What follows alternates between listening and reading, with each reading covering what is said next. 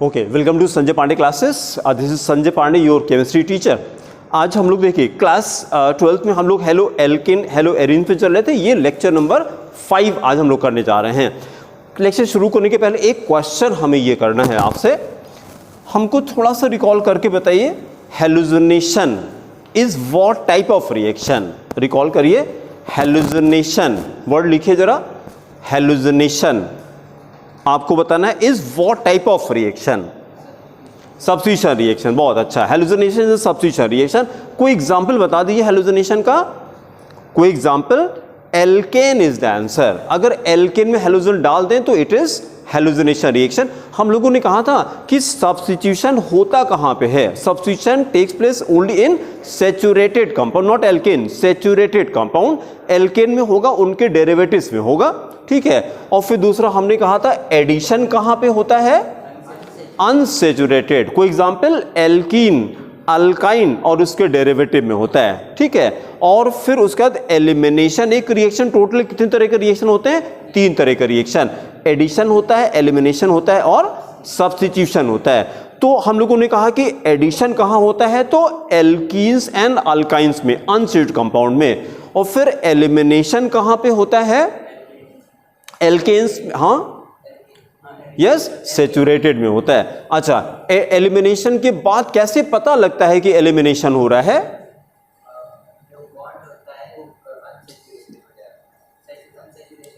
हाँ, unsaturation increase करता है। मतलब सिंगल बॉन्ड है तो डबल बॉन्ड हो जाएगा, डबल बॉन्ड है तो ट्रिपल बॉन्ड हो जाएगा। बहुत अच्छा, एक मिनट, ये बस ये कलर चेंज कर लें। ये कलर हमको डार्क ग्रीन ज़्यादा अच्छा लगता है, इस पर विजिबिलिटी ज़्यादा अच्छी आएगी, ठीक है।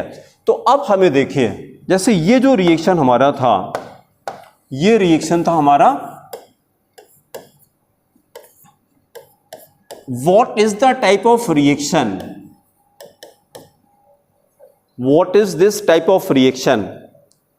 Substitution reaction. सब्स्टिट्यूशन रिएक्शन, ये मैंने क्या लिखा वर्ड से बताइए? एल्केन्स। एल्केन्स में क्या डाला? हेलोजन डाला। हेलोजन डाला हमने, RX हेलो एल्केन फॉर्म किया, दिस इज सब्स्टिट्यूशन रिएक्शन। फिर जरा देखिए, हमने कंपाउंड चेंज कर दिया, एल्केन की जगह क्या कर दिया? एल्कीन कर दिया। अब हमने X2 किया। अब इस रिएक्शन का नाम बताइए। एडिशन। ही बहुत अच्छा, नहीं प्रोडक्ट नहीं बताना था, खाली अभी हमारा टॉपिक चल रहा है कि रिएक्शन देखिए, टाइप ऑफ रिएक्शन, रिएक्शन का नाम बताना है। जैसे इसको आपने बताया कि ये हेलुसिनेशन रिएक्शन, हम क्वेश्चन के what is the type of reaction, तो आप बोलेंगे सब्स्टिट्यूशन रिएक्शन। उस तरह से ये कौन सा रिएक्शन है, तो आपने कहा एडिशन रिएक्शन। इस रिएक्शन का नाम क्या होना चाहिए? Addition of halogen. Addition of halogen. Shishir, आपने घर पे जाके देखा था जो मैंने क्वेश्चन कहा था, कि मैंने कहा था 10th की ICC वाली कंसाइज में एल्कीन में जाके ये देखना है कि इस रिएक्शन के ऊपर हेडिंग क्या पड़ी है। नहीं बची? अच्छा कोई बात नहीं, कहीं अगर मिलती तो आप ये ध्यान दीजिएगा कि 10th क्लास 10th की ICC की कंसाइज केमिस्ट्री की बुक आती है, तो वहां पे एल्किन, एल्किन अल्काइन में जब जाकर के एल्किन की केमिकल प्रॉपर्टी में जाइए और वहां पर आप देखें कि एल्किन में जब हेलोजन ऐड किया तो रिएक्शन का नाम क्या है। यहां पे यस, हाँ वहां पे उन्होंने लिखा हेलुसिनेशन। अब वो सही है गलत है? ये गलत है, ये गलत है। अश्विनी क्या गलत है इसमें? अगर यहां हेलुसिनेशन लिखा है तो क्या गलत है?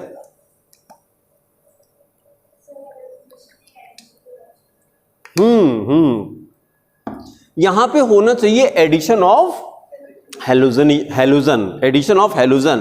क्योंकि हेलुसिनेशन क्यों गलत है? Halogenation is a substitution reaction और एल्कीन्स में तो एडिशन रिएक्शन होता है, ठीक है। अच्छा, अब जरा देखिए ये कौन सा रिएक्शन है।